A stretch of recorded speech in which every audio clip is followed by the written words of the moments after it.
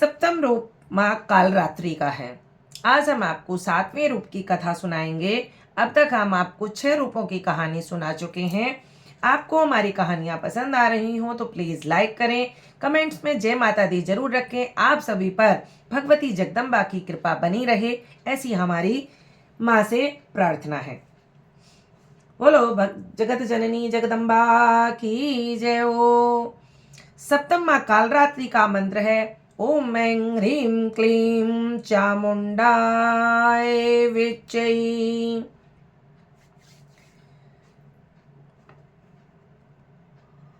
एक वेणी जपा कर्णपूरा नग्ना खराए स्थिता लंबोष्ठी कर्णिका कर्णी तैलाभ्य शरीरिणी वाम पादोल सल्लोलता कंटक भूषणा वर्धन मूर्ध्वजा कृष्णा कालरात्रि भयंकरी। माँ दुर्गा की सातवीं शक्ति माँ कालरात्रि के नाम से जानी जाती है। माँ ही देने वाली है, इसी कारण इनका नाम शुभंकरी भी पड़ा। दुर्गा पूजा के 7वें दिन माँ कालरात्रि की उपासना का विधान है। इस दिन साधक का मन सहस्त्रार चक्र में स्थित रहता है। इनमें से 9 रूप हैं माँ के 9 रूपों में 7 ऐसी देवियां हैं जो हमारे चक्रों को बैलेंस करती हैं। आप अगर योग से जुड़े हुए साधक हों, मैं तो योग के टीचर हूं, अगर आप भी थोड़ा बहुत योग को जानते हो, नहीं भी जानते हो, तो आप नेट पर सर्च कर सकते हैं कि इनमें से 7 देवी जो है 7 चक्रों की अधिष्ठात्री हैं। जैसे ये सहस्त्रार मीन्स सहस्त्रार चक्र हमारा यहाँ होता है चोटी वाले स्थान पर, जहाँ ऋषियों की चोटी होती है, जहाँ वो बाल छोड़ते हैं, सारे सिर का मुंडन करवाते हैं, और जहाँ वो बाल हमेशा के लिए लंबे छोड़ते हैं, वो ऋषियों की संतों की चोटी कहलाती है। तो वो सब जगह हमारे सर के पीछे स्थित होता है सहस्त्रार चक्र। ऐसे ही हमारे कंठ आगे से यहाँ पीछे हमारा विशुद्धि चक्र होता है।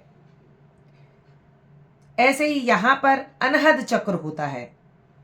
यहाँ हमारा मणिपुर चक्र, यहाँ हमारा स्वाधिष्ठान चक्र, और यहाँ हमारा मूलाधार चक्र, और यहाँ हमारे बिंदी वाले स्थान पर हमारा आज्ञा चक्र होता है।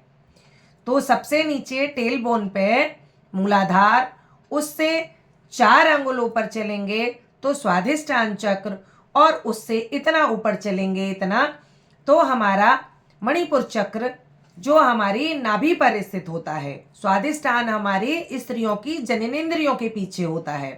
टेल बोन पे हमारा जहाँ हमारी L5 L4 कहलाती है, वहाँ हमारा मूलाधार चक्र होता है।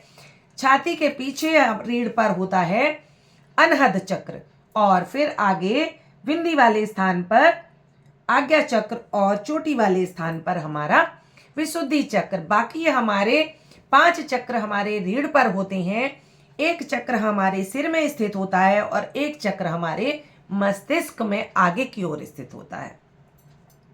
तो ये 7 चक्रों की 7 अधिष्ठात्री देवी कही गई हैं। इन देवियों की आराधना को, चक्र हमारे शरीर में बहुत ही उत्तम काम करते हैं, सारी चीज़ों को बैलेंस रखते हैं। अगर हमारे चक्र अनबैलेंस हो जाते हैं तो हमें अनेक प्रकार की बीमारियां हो जाती हैं। इसलिए चक्रों को बैलेंस करना भी बहुत ज़रूरी है। इनके बीज मंत्र भी हैं, कभी हम आपको उन्हें भी बताएंगे। तो अभी हम कहानी की ओर चलते हैं। इसी कारण इनका नाम शुभंकरी भी है। दुर्गा पूजा के 7वें दिन माँ कालरात्रि की उपासना का विधान है। इस दिन साधक का मन सहस्त्रार चक्र में स्थित रहता है। उसके लिए ब्रह्मांड की समस्त सिद्धियों का द्वार खुलने लगता है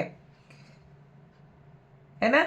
ऋषि मुनि को ही ज्ञान होता है, क्योंकि वो अपना सहस्त्रार चक्र जागृत कर लेते हैं। हम ग्रस्त जीवन वाले वो सब नहीं कर सकते जो हमारे ऋषि मुनियों ने किया था। और आज भी बहुत सारे ऐसे संत महात्मा हैं जो सहस्त्रार चक्र को जागृत करके बहुत सारी शक्तियों को पा लेते हैं। इस चक्र में स्थित साधक का मन पूर्णतः माँ कालरात्रि के स्वरूप में अवस्थित रहता है। माँ कालरात्रि दुष्टों का विनाश और ग्रह बाधाओं को दूर करने वाली है, जिससे साधक भय मुक्त होता है। पूरे नवरात्रि में अगर आप माँ कालरात्रि की भी पूजा करते हैं तो भी आपको बहुत सारी मनोकामनाएं और बहुत सारे कष्टों का विनाश होता है। ये थी कालरात्रि की कहानी। इसका बीज मंत्र हमने आपको शुरू में भी बताया था, एक बार जो लोग बाद में जुड़े हुए हम फिर बता देते हैं। ओम हैं ग्रीं क्लीं चामुंडाय विच्चै। इसकी आप 108 बार जाप कर सकते हैं, 1000 जाप भी कर सकते हैं। तो आपको जितनी श्रद्धा भक्ति से आप जितना भी कर सकें उतना आप करिए। ये थी माँ कालरात्रि की कहानी। आपको पसंद आती हो कहानियाँ, या आप और भी कोई कथा कहानी किसी भी तरीके की पूजा पाठ से रिलेटेड चीज़ें सुनना देखना चाहते हो तो हमारे चैनल को सब्सक्राइब करें, सपोर्ट करें, लाइक करें, शेयर करें। आपका प्यार आशीर्वाद इसी तरह बना रहे।